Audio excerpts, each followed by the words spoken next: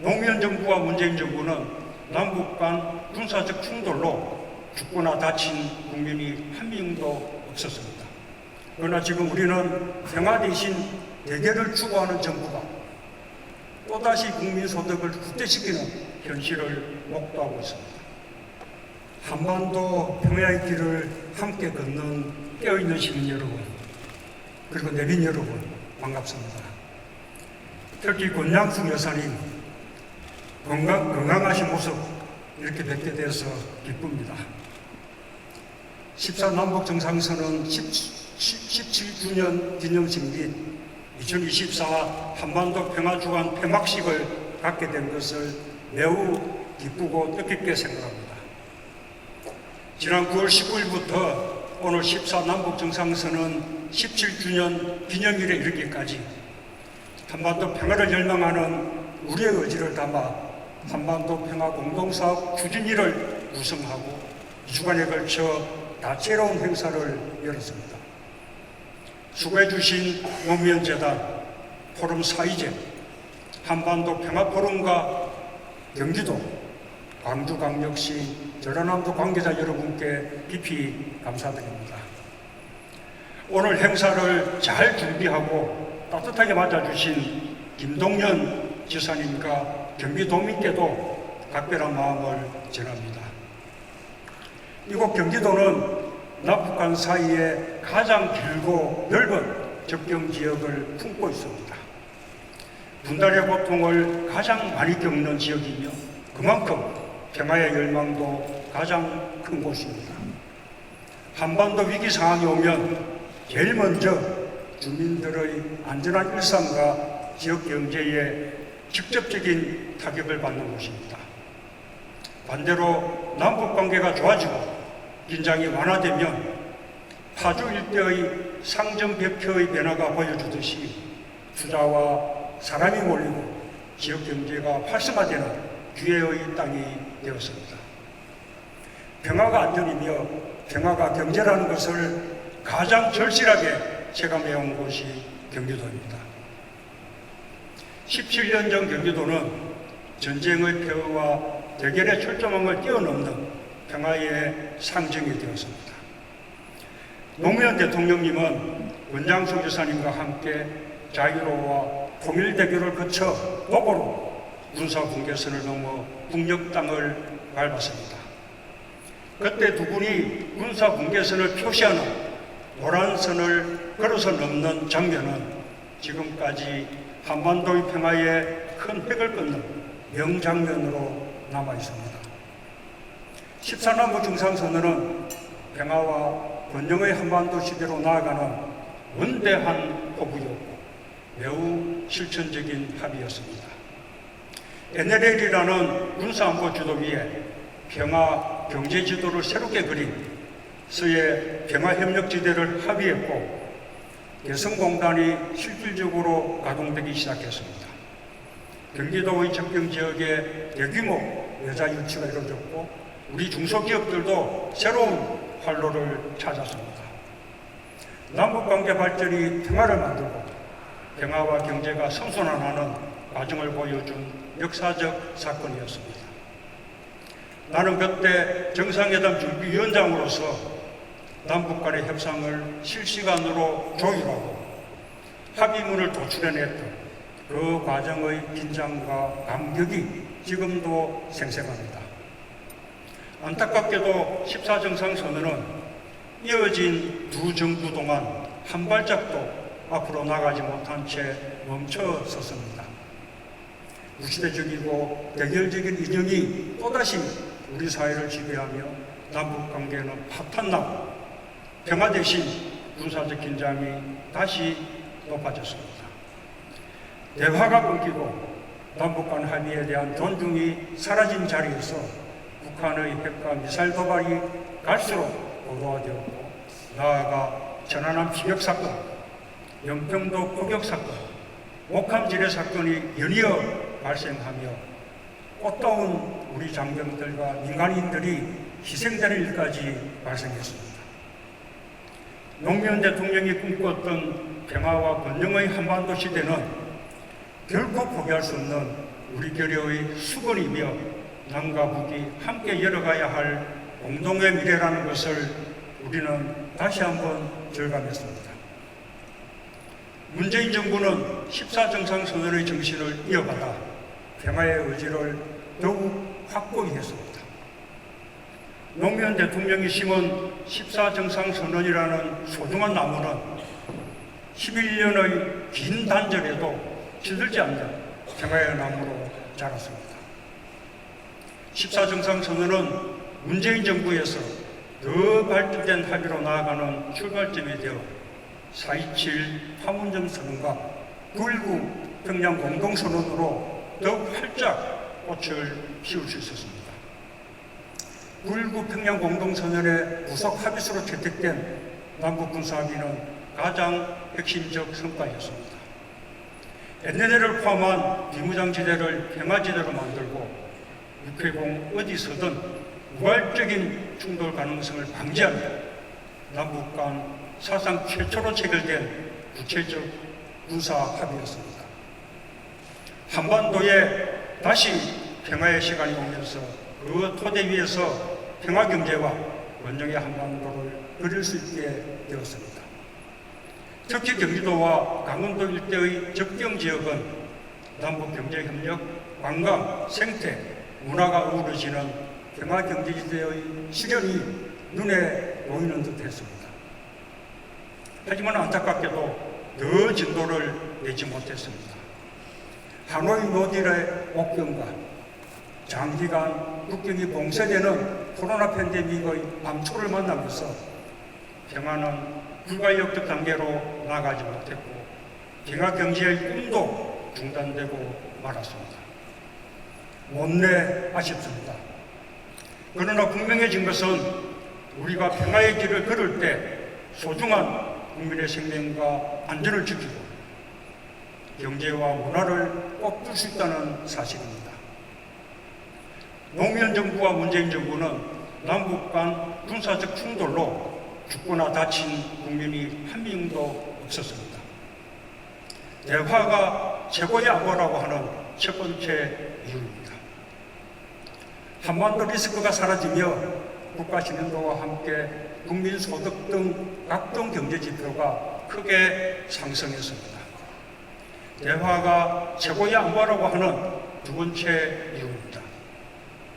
지난 7월 한국은행이 수정 발표한 연도별 1인당 국민소득에 따르면 노무현 정부는 2만 불 시대를 처음으로 겪고 문재인 정부는 코로나로 인한 세계적인 경기 침체를 겪으면서도 임기 마지막 해인 2021년 3만 8천 불에 육박하여 사상 최고를 기록했습니다. 드디어 1인당 국민소득에서 일본을 추월했고 3만 불 시대를 눈앞에 두었습니다. 그러나 지금 우리는 평화 대신 대결을 추구하는 정부가 또다시 국민소득을 국대시키는 현실을 목도하고 있습니다. 우리가 계속 평화로 나아갔다면 국민소득 4만 불 시대가 이미 열렸을 것입니다. 물론 국민소득이 최고의 가치는 아닙니다. 민주주의, 인권, 복지, 문화, 안전, 생명, 생태 등 소득 못지않게 국민들의 삶을 행복하게 만드는 데 필요한 소중한 가치들이 있습니다. 그러나 그 가치들도 평화의 기반 위에서만 발전할 수 있습니다. 그런 까닭에 민주주의 지수와 언론자유 지수, 의료와 복지 수준, 국민 안전과 국가 청렴도 등의 지표에서도 김대중, 노무현, 문재인 정부에서 이루었던 상승이 지금 다시 추락하는 현실을 우리가 겪고 있는 것입니다. 특히 한반도의 평화의 기운이 넘칠 때 냉전적 사고와 흑백 논리 대신 다양성이 존중되고 창의성과 역동성이 촉진되며 문화가 더욱 융성해졌습니다. 김대중 정부에서 6.15 남북 공동선언에 발맞춰 영화를 비롯한 한국 문화의 르네상스가 시작되었고 노무현 정부에서 한류가 꽃을 피웠습니다. 문재인 정부에서는 K-POP, K-무비, K-게임, K-웹툰, K-뷰티, K-푸드 등 다양한 분야의 한류가 세계인들의 마음을 사로잡았고 대한민국은 세계가 인정하는 문화강국의 위상을 갖게 되었습니다.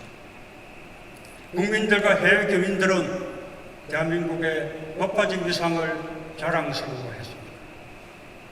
그런데 지금은 어떻습니까? 대한민국을 자랑스러워하던 국민들의 자부심이 어디로 갔습니까?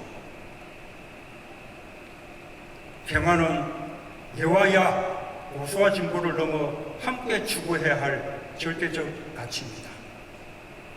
지난해 국회는 여야 의원들의 초당적인 공동 발의로 평화경제특구법을 통과시켰습니다. 적경지역의 남북경제 공동체를 실현하기 위한 법으로 적경지역의 균형 발전은 물론 남북 교류와 협력, 한반도 평화를 바라는 마음이 일야를 넘어 하나로 모였기에 가능한 일이었습니다. 평화경제의 실현을 위해 우리가 함께 마음을 모을 수 있다는 것을 보여주는 모범적인 사례라고 생각합니다. 지금 한반도 상황이 매우 위태롭습니다. 한국 전쟁 이후 최악의 위기 상황입니다. 미중 경쟁의 격화와 우크라이나 전쟁, 중동 전쟁 등으로 국제 정세가 요동치고 진영 간 대립은 더욱 첨예화되고 있습니다. 신냉전의 틈바구니 속에 한반도는 언제 터질지 모르는 화약고가 되고 있습니다. 대립으로 치닫는 국제 정세 속에서 남북한 당국은 오히려 위기 상황을 더욱 악화시키고 있습니다. 9.19 군사합의마저 파기하여 군사적 충돌을 막을 마지막 평화의 안전핀까지 제거해버렸습니다. 확성기와 전단지, 옹물풍선을 주고받으며 지금 남북은 군사적 충돌의 일보 직전까지 왔습니다. 실로 위험천만한 국면입니다. 적대적 두 국가론과 자유의 국빈이라는 급소 통일론은 마치 마주보고 달리는 열차와 같습니다. 남북이 다시 군사적으로 충돌한다면 우리 민족 모두에게 공멸의 그림을 직시해야 합니다. 전쟁은 모두를 죽이고 모든 것을 파괴할 뿐입니다. 위기 국면을 타개할 요소는 따로 없습니다. 대화에 나서는 길밖에 다른 길이 없습니다. 역사적 경험으로 확인되듯이 대화를 멈추고 관계가 단절될 때 북한은 더욱 핵과 미사일을 고도화하는 데 매달렸습니다.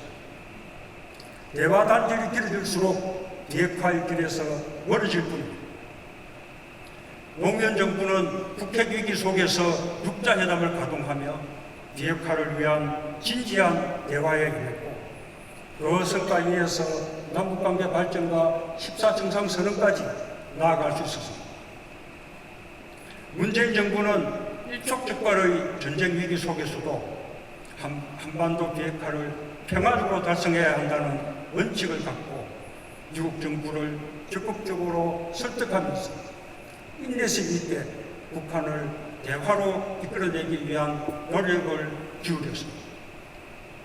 그 결과 전쟁의 위기를 평화의 기회로 반전시켰고 남북관계 발전과 북미 대화를 견인할 수 있었습니다.